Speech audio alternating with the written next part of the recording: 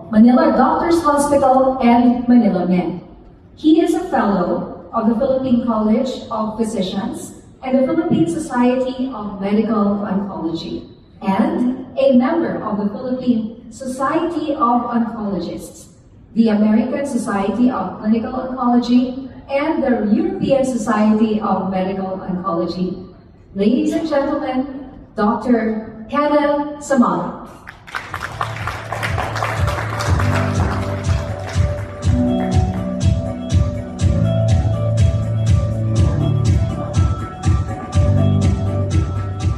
Good afternoon, everyone. Thank you, of course, for the invitation to be part of the Aspire Lung Cancer Summit. And of course, thank you to Nina Corpus for that kind of introduction. So, whenever I talk about important concepts in oncology in general, or whenever I see a patient in the clinics, I usually use a lot of analogies to explain important concepts. And I think one of the I know it's very prevalent issue now in the Philippines about construction. So I'm going to use the concept of construction in terms of what we're trying to do today. So the National Construction Project analogy. So imagine the fight against cancer is like building a vital multi-story healthcare complex, which is basically a metaphor for a robust healthcare system across the entire country. So obviously, when you want to create a building, it entails a lot of careful planning, a lot of moving pieces to make it work. Similar to ensuring an accessible cancer care for all Filipinos. And of course, there are so many things that we need to consider before we build something. First, we have the blueprint, which is, in this case, the cancer game plan or the NICA. This is the detailed master plan that shows every component goes from the foundation to the roof. It serves as our guide, our compass for the project. Of course, we want to lay the foundation, which is representing the primary prevention and awareness. This is educating the public on lifestyle changes and the importance of doing the regular checkups as well. Of course, when you try to have a big project, you want to have an early warning system, a monitoring system.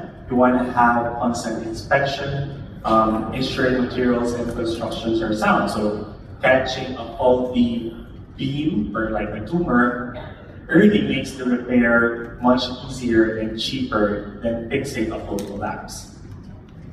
Of course, you need specialized equipment as well and specialized manpower. So these are the cranes, specialized tools. You have the skilled tradesmen, which is our oncologists, our surgeons, our modern equipment. We needed to fix the damage effectively and precisely as well. And of course, when we have a big project, we need a budget.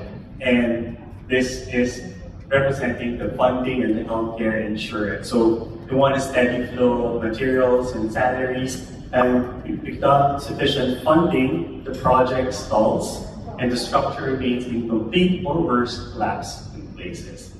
And of course, our goal is to have different regional sites. We want to decentralize the service. The complex shouldn't just focus in the metro, here in Manila. We want to have standardized centers to be built in every provinces to ensure that everyone and everywhere has access to quality care. Again, I'm Dr. Ken Samala. I'm a medical oncologist, and I will be talking about the cancer game plan for the Philippines, and I titled this lecture one. So, I'd like to start any sort of like cancer lecture with the magnitude of the problem, just to give us context why we're doing this and why is it important to do so. So, the worldwide data shows that we have about close to 20 million new cancer cases worldwide. If you notice, this is color-coded. If you can notice that the purple area below this pie graph actually represents Asia. So suffice to say that more than half or close to half of all cancer cases worldwide are from this region. So what about the Philippines? So the Philippines contribute about 0.9%. If you want to deep dive into that, of course, we have about 153, close to 154,000 new cancer cases every year in the Philippines. And number one is breast, and number two is lung cancer. So that is the magnitude of the problem today, and what will be the picture like in the future. Unfortunately, worldwide data shows that from 19.2 million new cases every year worldwide, it will almost double to in 2040 to about 30.2. So that's roughly 15 years from now. The outlook for the Philippines is not too good as well. We have 154,000 new cases in 2020, and in 2040, it will almost double to 275,000. So clearly, cancer will stay as a significant health problem worldwide and even here in the Philippines.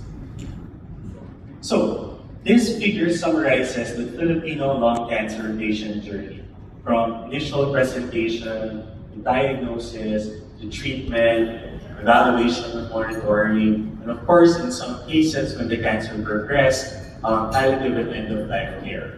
So this is from a paper that we did. It's still submitted for publication, but I'm very happy to share it with you once it is published. So basically, I put it here because it's very important that each and every step of the lung cancer patient journey should be well supported by the government, by funding, and of course, by all health advocates. Of course, in the next few slides, I want to talk about some of the inherent challenges of managing lung cancer in the Philippines, and that's why it's important to address this.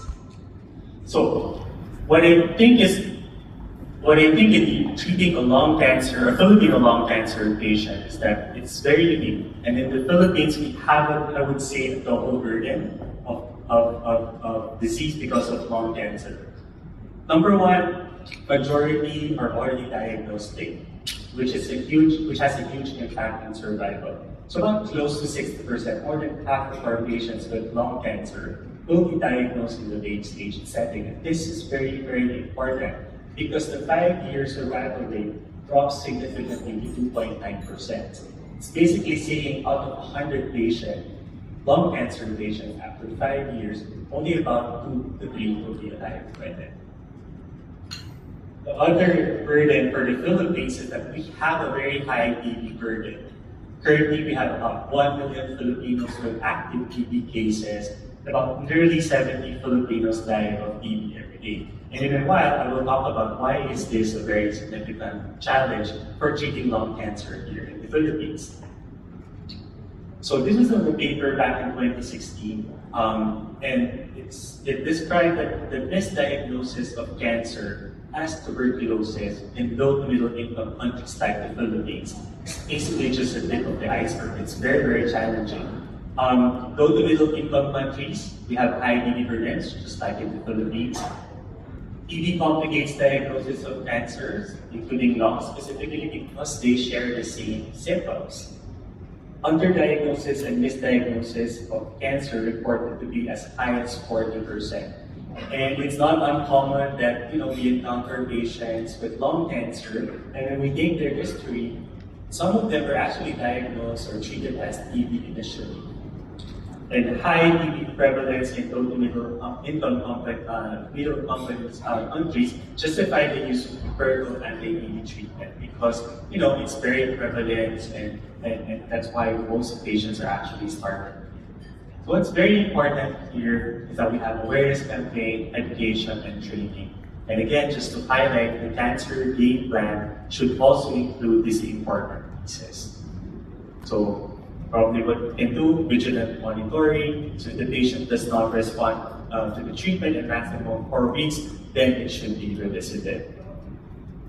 The Philippines is an archipelago of more than 7,100 islands. And of course, we have very beautiful beaches, but it also poses a different challenge for cancer treatment.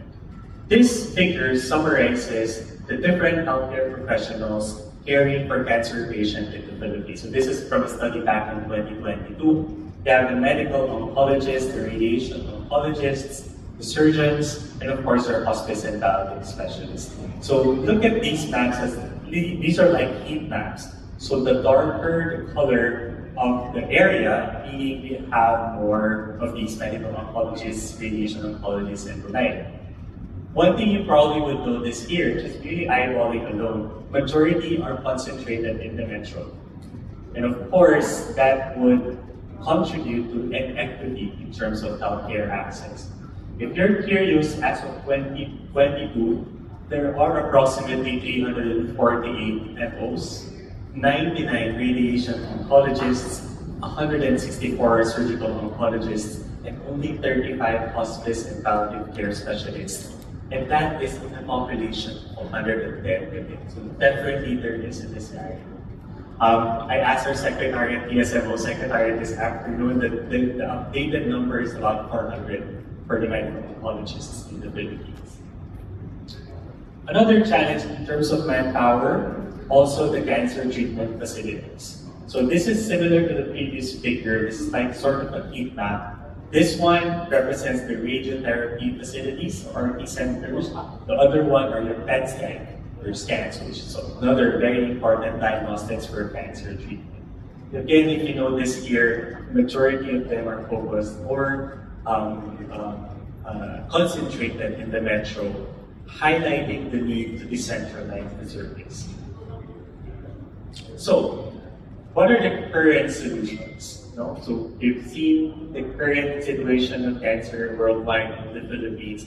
We've seen the inherent challenges of managing lung cancer in the Philippines. So what are the things that we need to sort of like mitigate these problems? And of course, this was mentioned by Senator Risa a while ago. We have a Z package, built up as a Z package. It's able to cover 6 kinds of cancers. Recently, we're very happy that the coverage for breast cancer has increased to 1.4 million pesos, and that covers all stages. Some of the cancers included here are cervical cancer, 120 to 175,000 pesos coverage, acute leukemia, 500,000, prostate cancer, 100,000. For colon cancer, 150 to 300,000 pesos, and for rectal cancer, it's 150 to 400,000 pesos. And again, also Senator Risa mentioned, we're still waiting. I think the lung cancer package, Z package for PhilHealth, there's still ongoing reviews. We're very looking forward once the package is already available and accessible to our Filipino patients. And then another, I think I would say, recent advances in terms of like cancer management is the PhilHealth Gap. It was launched in August 2025. So basically what we're trying to do, I think this is a step towards centralizing the care, making it very accessible to most patients. And we're happy because part of the GAP package is that they do have cancer screening tests. They included it here. And I highlighted here that, yes, low-dose CT scan, which is the recommended screening for lung cancer, is included in the GAP package. So, I will now shift gears and really focus on the Aspire collaboration. So I highlighted here a couple of collaborations that we've done because I feel that when we have a very huge project or program, it's really important to collaborate with your colleagues in the area, just to learn from each other and learn from the best practices. So Aspire is the Asia Pacific Policy Review and Engagement for Lung Cancer. So we're very happy that the Philippines is part of this. And to address the Asia Pacific lung cancer challenges, there is a need for a unified voice to mobilize resources and hopefully spur governments and policymakers into action. And we actually set our 4 key aims. We want to prioritize lung cancer. We want to leverage collective voices. And I think this forum best exemplifies what we're trying to do, an important pillar in the Aspire program, gathering together and making our voices heard. That's very, very important. Number 3 is when they hear our voices, we want to secure resources, of course. And of course, lastly, we want to establish an official platform that will serve as our guide. So, we believe in the influence of collaboration and collective action to drive positive change.